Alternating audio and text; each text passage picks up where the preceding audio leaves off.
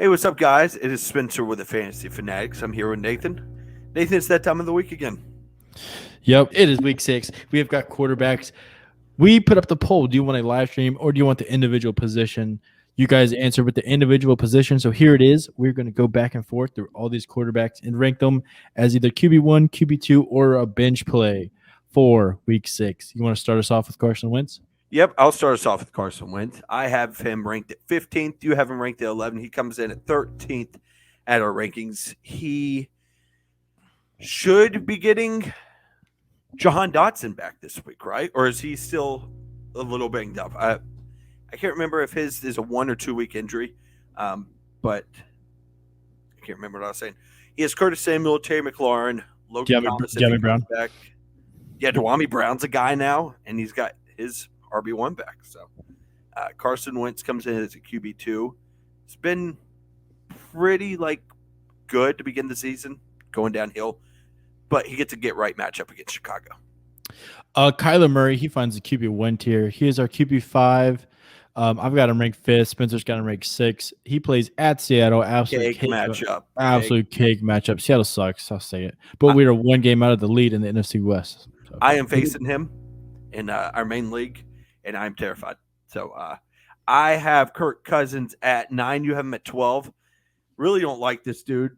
He is about the unsexiest play at quarterback as you can get. He'll probably give you 16 this week, and that's just high-end QB2. Doesn't really have a ceiling. Doesn't really have a floor. So not a great quarterback to have, but unfortunately I have him. So Joe Burrow, he's our QB8. He finds the top of the QB2 tier for me. Oh, really? I think he's at the very top of the QB2. I've got him at 9. Spencer's got him at 8 in a 12-team league. He's probably in the bottom half of the starters. They play at New Orleans, so pretty good defense, but hopefully it's a get-right game for Jamar. Hopefully T. Higgins can be healthy, and hopefully he'll bounce back. Yep, I threw Jared Goff on the list, so that is my bad. I was trying to speed through it. But Jimmy Garoppolo is a bench this week. We have him ranked at 17th. Has a pretty good matchup against Atlanta, but like I was talking about with Kirk, he's just a worse Kirk, not a high ceiling. Doesn't really have a floor because it could just be a full run game. Russ, we're throwing on the bench. He has been absolutely dreadful so far. Absolutely love to see it. Even though I love the man. He sucks so far. He's got to turn it around. He's got great weapons. They play at the Chargers, so pretty good defense, even though they're without Bosa. I think you can find a better option than Russ this week. Yeah, I'll go ahead and move the man right there, and I'll move on to Patrick Mahomes. I have him ranked at 4th, right above Kyler Murray. I'm trying to get him right there. I'm at 3. You have him at 4. So the top 2 or top 3 or no, top 4. There we go. Third try. Always gets it. Are facing each other. I think Buffalo's defense is good, but can't stop the best quarterback of all time. Yeah, I said it. He's the best quarterback of all time. Okay. Marcus Mariota, normally like him as a streamer, but this week he finds the bench. Hasn't been quite as hot recently, and they've got a tough matchup at home against San Fran. I've got him at QB 17. Spencer's got him at 16, so probably not an option for you this week. I did too, so I'll let you get your guy real quick. Absolute GOAT, my QB1 every week. No, I'm kidding. He's my QB2 this week. Spencer's QB4. Absolute dog. Yeah, that is probably what your favorite player besides DK Metcalf? No. What? Brian Robinson. Oh, yeah. We won't get to him this week because he stinks. Trevor Lawrence in at 10. Finally cracks the top 10. I think it's the first week that he's done that. He is one of the top QB2s. He is facing Indianapolis, who has been kind of on and off, good and bad. They held Russell Wilson in check last week, but that doesn't seem very hard to do. But Trevor Lawrence doesn't have great weapons, but somehow still gets the job done every week. Justin Herbert finds it back into our QB1 tier. Hopefully Keenan Allen's back this week. Eckler's been an absolute force of the backfield, and Mike Williams looks good. Gerald Everett's doing his thing. The guys that need to step up, people like Josh Palmer and those sort of dudes, they just haven't really been producing. But if he gets Keenan Allen back, he's a set it and forget it. No question guy. They've got Denver at home. Russ has been struggling to score points, so hopefully Herbert will have the ball quite a bit. Yeah, I thought Josh Palmer going into the year was going to be a guy, but that's just wrong. Yeah, I mean, he's only been relevant when Keenan Allen hasn't been there. Tom Brady is right above Justin Herbert. We have him ranked at 6 this week against Pittsburgh, who Josh Allen just carved up. So it could be a really good matchup for Tom. He's got his full set of weapons back, even though I don't think he's thrown more than two touchdowns this year. I might be wrong there. Just feels like every week it's either one or two. Mm-hmm. You got to think that's going to change when they get Christian McCaffrey too. So Yeah, hard to throw when you're going through divorce. Daniel Jones finds the bench tier. They play at home against Baltimore. There's way better options for you on the waiver wires or on your roster. So I would ignore Daniel Jones. Yep, Lamar Jackson comes in at QB2. Little throwback to his rookie year, sitting atop the rankings this year. But he's been super good. He faces the Giants, which once again the Giants held Aaron Rodgers in check last week in London. But Lamar is just crazy to say, but a different animal than Aaron Rodgers this year. He'll probably run for 70 yards on him and pass for 3 touchdowns. Yeah. Still won't be the QB1 because that is GOAT. Jacoby Brissett's gonna be sitting down there next to Daniel Jones on the bench. He's got Amari Cooper to throw to. That's about it. He hasn't looked like awful, but when you hand the ball off to Nick Chubb and he runs for 400 yards a game and 12 tuds, why throw the ball? So yeah, he's been like surprisingly decent this year. Like I've been surprised. I didn't think he was any good with the Dolphins.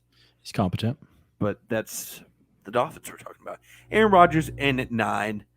I am at 12. You have him at 8. So obviously, you're a huge Aaron Rodgers guy. Watch him on the Pat McAfee show every day, or every Tuesday that he comes on. Faces the Jets, so it's a good matchup, even though Alan Lazard's probably going to be taken out by Sauce Gardner, who's been one of the better corners this year. But decent matchup for Aaron Rodgers. I think he's right in that category, a little bit ahead of Russell Wilson, of like, you can't drop him because of who they are, but he just has not been a QB1 this year. Like, he's got name value alone that could maybe fetch some trade value. He won't be dropped probably all year in any league, no matter how bad he does. He's the 2-time MVP, and I think he'll turn it around. Matthew Stafford, he's going to be in the QB2 tier. He is our QB12 this week. So at the very end of startable quarterbacks in 12-team leagues, they've got Carolina at home. Carolina's got a good defense. New head coach, new defensive coordinator could light a fire under them. So maybe Matthew Stafford's walking into a bit of a I don't know what you call it, but a motivated defense because they've got new play colors. I've got him at 14. Spencer's got him at 11. He only throws Cooper Kupp and Cooper Kupp only. So hopefully Cooper Kupp gets open. I think it's got to, like, Matthew Stafford's got to turn this thing around. Like, Matthew Stafford hadn't ever been this bad. Yeah, I mean when you have Calvin Johnson, you can force him the ball because they had literally nobody else. But you've got Allen Robinson, Tyler Higbee, the 2 running backs. I wouldn't count Ben Skowronek in that conversation. When Van Jefferson comes back or Avery comes back, that's another dude for him. But he's got to take his eyes off of Kupp. I mean, I get Kupp's a dude, but they're losing games because of it. Yeah. This is totally beside the conversation. I've seen some people say that Cooper Kupp's better than Calvin Johnson. We both believe that's nonsense, correct? Yeah, that's Calvin Johnson's right behind DK on the all-time list. I think that Calvin Johnson is the second, third best receiver of all time. If he played longer, because he retired kind of early. If he played longer, he was 29. Yeah, if he played longer, he might be in the GOAT conversation. I mean, he's up there with Randy and Jerry Rice. But my favorite NFL picture of all time is him facing the Saints, and the Saints legit have 3 dudes lined up side by side by side, right in front of Calvin Johnson. Yeah, that's kind of like mine. Mine's like DeAndre Hopkins. They threw him this ball, and okay, all right. Thank you everybody for watching this week's quarterback rankings. Make sure you follow us at the FF Fanatics 3 on Twitter and the FFFanatics.com. Subscribe to the YouTube. We'll have to put up a poll of whether you to see if people would rather us go live at 8 a.m. No London game, or we'll do 8, 9, 10, 11. Yeah, I like that. We'll see what gets the most views. Be sure to tune in for it. Recently, the live streams have been popping. It's been awesome. Yeah, make sure you stop by, ask us questions. We answer all questions, no matter if they're asking about trades at 12:53.